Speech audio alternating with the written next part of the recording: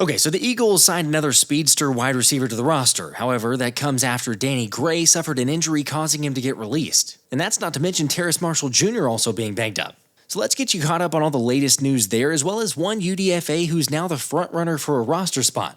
Meanwhile, unfortunately, those weren't the only injuries, but it's left an opportunity for some defensive players. And let's just say Josh Uche is clearly standing out. In this video, we'll go over that, players making noise, an interesting twist in the Eagles stadium conversation, and the reason Kelee Ringo has a better chance than some people are giving him. But first, let's run it.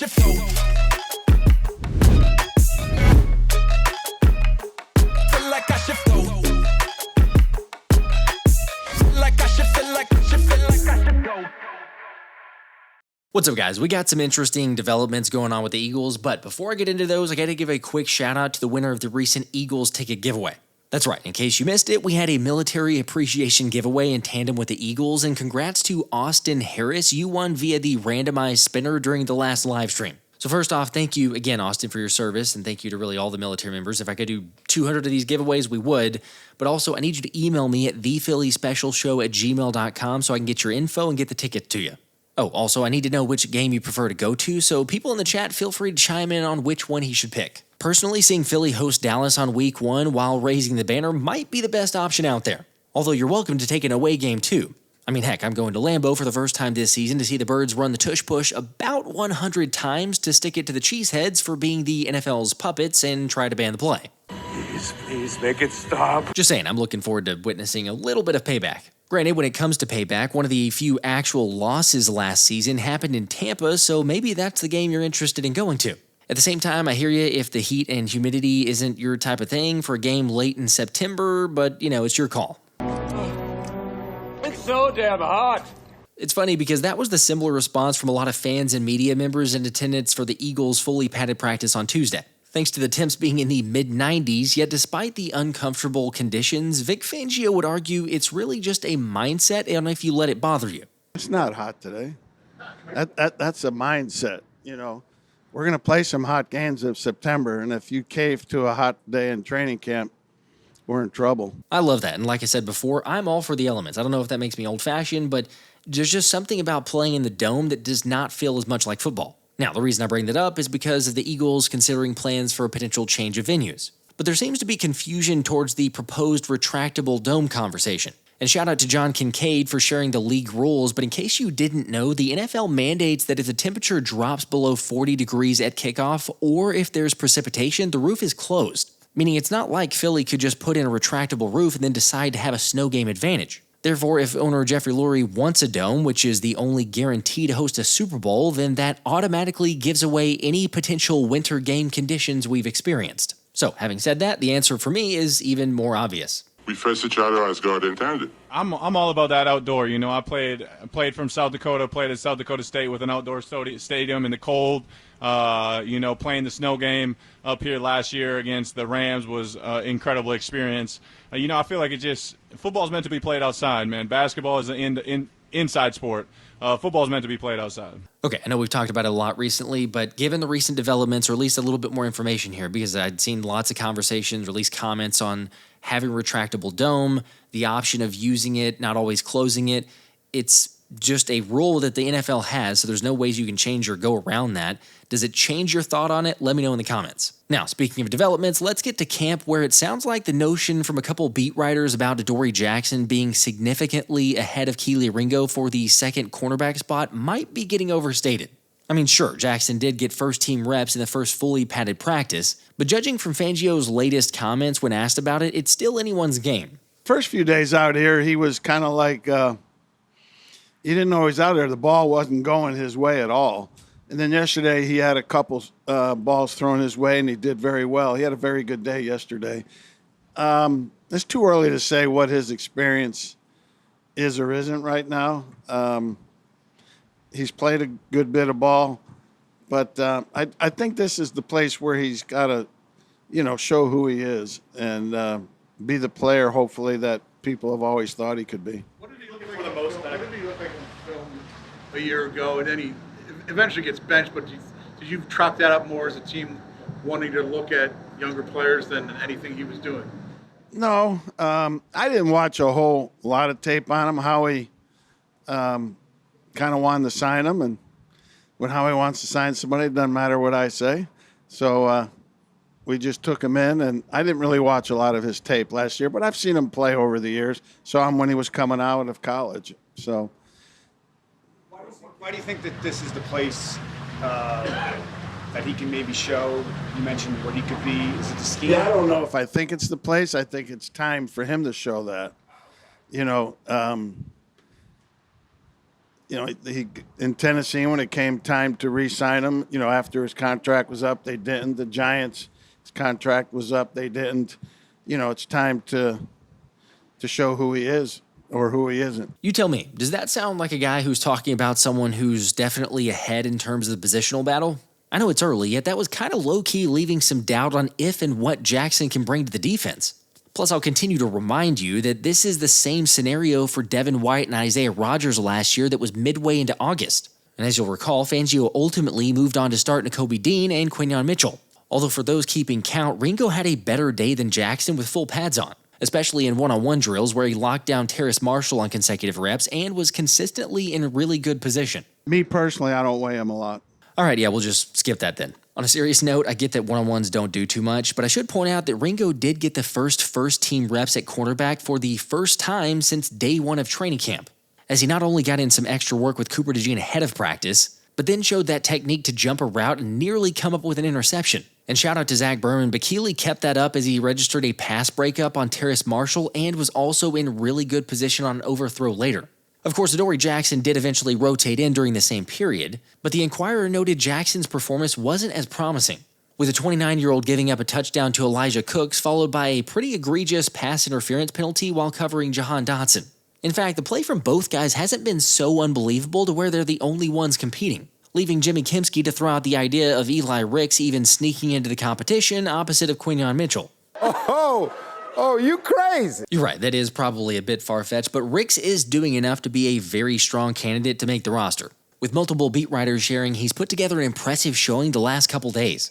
And honestly, it's like Fangio called out during his presser, the main thing Philly's looking for is consistency, reminding everyone that just because there's a play where the ball doesn't go toward a specific corner doesn't mean that that's not a rep he doesn't focus on when he goes back and watches the film.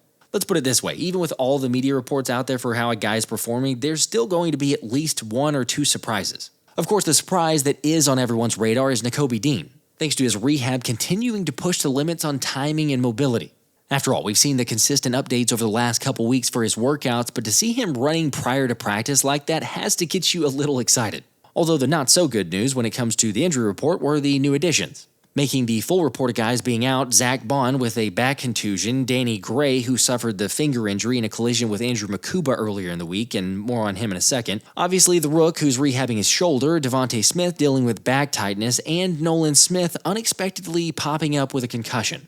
I mean, I don't have to say anything. You guys know how much I hate seeing that, really for everybody, but yes, obviously for my guy Nolan Smith. However, there's a silver lining, which I'll get to here in a second, of Nolan being out. Anyway, for the limited participants, that was the same. Jihaad Campbell, shoulder, Jalen Carter, shoulder, Cam Jurgens, back, and Smile Munden with an illness. Now, to start with Mukuba, Fangio was asked about him and said that he would not go out sounding any alarms. There's not a major concern there. Yet, keeping it real, the DC did also admit that there's nothing like getting actual physical reps, so the Rook's in a difficult situation. Plus, Fangio has noticed Sidney Brown making some improvements. Finally getting to start in the OTAs, training camp, to learn his way through the system and learn how we expect him to play. And he had no chance of that last year. So I see him getting better. It's probably not a surprise, but the constant, at least the one thing for Sidney Brown that everyone continues to say is he's got the speed, he's got the athleticism, and he flies all over the field. It's just that if he can dial it back and learn a bit more on when to use it, then he may lock up the job. Granted, after a couple practices of not being noticed, Dave Zangaro shared that Tristin McCollum forced a fumble over the middle on Darius Cooper during team drills. Meanwhile, a couple other reporters made note of McCollum frequently being in the right spot at the right time in coverage. So who knows, perhaps Fangio was onto something when he threw the former undrafted free agent into the mix back at OTAs when talking about potential starters at safety. Yeah, I got to rethink this whole thing. I didn't trust it before, but I got to say now I do. Look, either way, it does seem like the positive is that the secondary is improving, something that you can also transfer to rookie Jihaad Campbell in the linebacker position. I do see him making small strides every day. Again, it may not be noticeable to the average eye, but he's making good strides. And if he can keep making those strides, I think he'll be what we had hoped he would be. I know Fangio doesn't show too much emotion, but you watch that clip there on the presser, and you can tell exactly how excited Fangio is to have Jihaad Campbell on the field. Like, not only is the Rook's play recognition getting better, but it might be a blessing in disguise for Baun to be slow playing an injury. After all, the All-Pro has been sharing the wisdom with Campbell, yet it's also allowing the first-rounder and Jeremiah Trotter Jr. to get more reps with the starters. Now, if I had to put money on it, I would say that Campbell ends up starting Week 1. Although kudos to Trot because he's not going down without a fight. Like Jimmy Kimsky shared, Trot not only put a nice pop on Will Shipley during a run, but he also broke up a pass for Dallas Goedert and was sticky in coverage against Grant Calcaterra. Plus, the second-year linebacker also got past Ben Van Sumeren to showcase his pursuit on a blitz rep. However, to be fair, on the second attempt, he did get thrown down by BVS, with many saying it looked like a fight might ensue, but cooler heads prevailed. Still, having heard that, it just makes me that much more excited for joint practice, Eagles open practice, the preseason games, because the linebacker position in the battle there is going to be really fun to watch. After all, there's almost too much depth at the position. But okay, getting back to practice, Campbell made some plays as well, with Brandon Lee Gowton sharing of a few run stops in addition to being close to Goddard in coverage and then knocking him to the ground as he caught the pass. Of course, they're not really supposed to hit or tackle much, even with full pads on, but I kind of like to see a little edge from my rookie linebacker. And speaking of edge, Fangio was asked about that group on Tuesday. I feel good about Nolan, and Jalyx is making good strides. You know, after that, we got some heavy competition going on. And, nobody's really truly surfaced yet, good or bad. Hopefully over the course of this camp and preseason games, that will play itself out. Wouldn't you know it that almost immediately we got some really good reps from the guys right there? Once again, Nolan being out is tough, but it's a good thing for added reps to Josh Uche and Azeez Ojulari. As John McCollum mentioned that Uche certainly flashed more than Ojulari, specifically on one rep where he actually forced a fumble on Jalen Hurts, and then came back against the twos to get another sack on Darian Kennard. Although the most impressive rep might have been what he did in coverage, when he dropped back and had to break to cover Saquon Barkley, meeting him in the flats with a pop. I mean, I know it's just one practice there, but good performance all around. Still, you kind of see this read between the lines.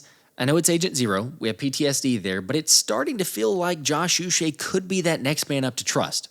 Granted, as great as Uche played, it was Tyler Steen who then stonewalled him on a stunt, which after a couple up and down days, Jeff Stoutland praised the right guard for making strides on what they've been working on. He played a lot of football last year. You got to realize he played like 450-something plays.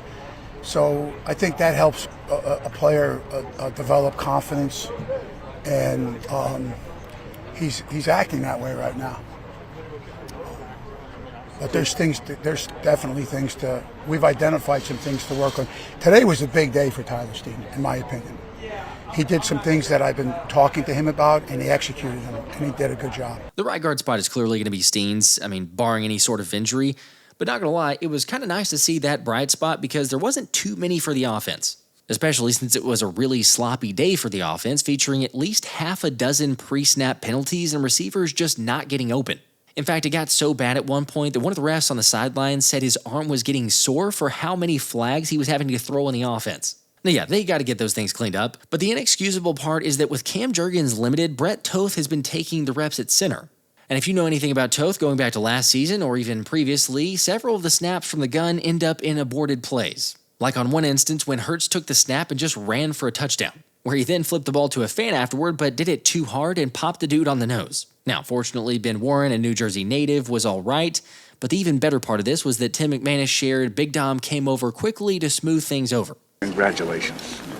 Here's your graduation present. Okay, I will say at least the running backs made a couple plays.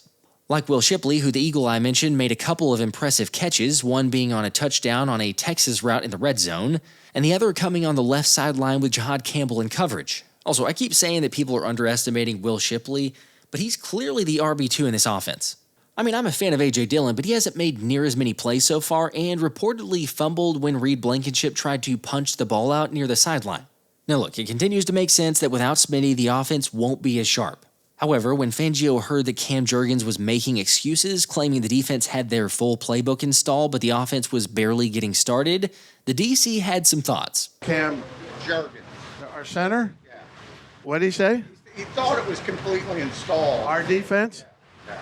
No, we got some stuff for him. I know it's all in good fun, but it's just stuff like that you see Fangio and it's like, how can you not just love him as the DC? Anyway, without Devontae on offense, it's allowed both Aniyah Smith and Johnny Wilson to get snaps with the first team. Granted, Smith has been serviceable, but Wilson has mostly struggled. For instance, he had a really bad drop in the red zone with no excuse to not come up with it. So take that into account, plus the Eagles waiving Danny Gray for how bad his finger injury was, and there's actually a newcomer or a new guy who's kind of the front runner in terms of that wide receiver 4 spot. And that would be Elijah Cooks, as the 26-year-old undrafted free agent has seemingly made a highlight play every single day, which kept up on a pass from Tanner McKee in the back of the end zone, with a 6'4" receiver somehow being able to make the grab and get 2 feet in right before falling out of bounds. I mean, it's like Dave Zangaro said, he seems to make every play. By the way, if you're a little fuzzy on who this dude is, then how about a little bit of a refresher? Cooks went undrafted out of San Jose State back in 2022 and spent time with the Jaguars the last couple years before signing with the Eagles practice squad in January. But in total of 11 games so far in his career, Cooks only has 3 catches for 38 yards. So yeah, saying that, hearing about what he's done so far in his career, I understand we exercise caution. How many times do we see guys as standouts during camp, especially as receivers, that then don't do much on the field? Except with Terrace Marshall Jr. also suffering a lower leg injury and gingerly walking off the field on Tuesday, maybe Cooks finally gets his opportunity. Going back to Marshall real quick, there's been no indication on exactly what happened, but he did leave the field. Probably won't have an update because the Eagles won't practice again till Thursday, but we'll keep you posted as soon as we get an update. Of course, Howie Roseman did already add 1 wide receiver to the roster when releasing Danny Gray and Sam Houston State UDFA Ife Adeyi, which yeah, if that name sounds familiar, it's because it is, since the Eagles previously signed Adeyi back in June but ultimately released him. Yet despite limited production in college, FYI, he logged just 37 receptions for 345 yards and 1 touchdown. Philly clearly likes the athleticism that he showed at his pro day, running a 4.35, combined with his ability to make people miss in both the ground game and punt return. Although for me, I kind of feel like this is just another camp body to add in terms of the depth there at the receiver group. Danny Gray is different because there was some hype, some interest. You know, we'd seen some things back at OTAs. It was still going to be a depth part to the roster, but I think he just had a little more potential. Now, hear me out. It's not any kind of earth-shattering loss, but you remember that both Cooper DeJean and Quinyon Mitchell even gave him credit last year during the playoffs for helping the guys get ready on the scout team. But like I say, we'll be fine, and it really is that next man up mentality. Ultimately, it's just great competition, and that's what it's about in training camp. You talk about building that foundation for a team and establishing the right temperament of a team, and we're coming out here and competing every day.